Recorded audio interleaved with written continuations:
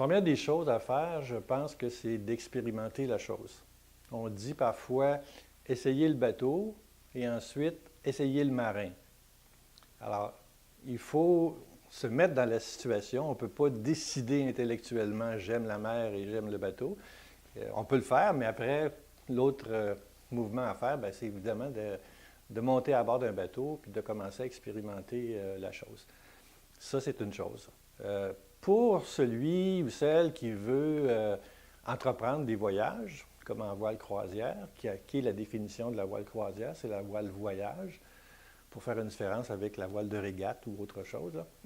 Alors, il faut apprendre des choses parce que c'est très, très, très technique. C'est très sensitif aussi, mais c'est très technique la voile.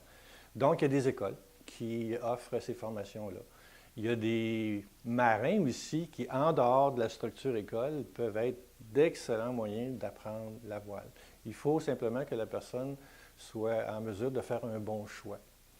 Par exemple, il y a des gens qui vont dire « Je vais faire un convoyage pour apprendre à faire de la voile ». Ce n'est pas la meilleure école parce que la personne qui s'engage sur un convoyage va manquer souvent de connaissances et va être un petit peu soumis aux lois et règlements de la mer puis aux lois et règlements du skipper qui va avoir là, qui peut être bon et qui peut être aussi mauvais. Donc, le convoyage, c'est une étape qu'on peut faire après avoir acquis une certaine expérience. Ceci dit, il y a plein d'écoles, puis il y a plein de gens qui peuvent enseigner correctement la voile. Il y a des écoles structurées, qui sont des écoles affiliées à Voile Canada puis Voile Québec. Donc, l'avantage de ces organisations-là, c'est qu'il y a des cours qui sont structurés avec des objectifs qui sont très précis.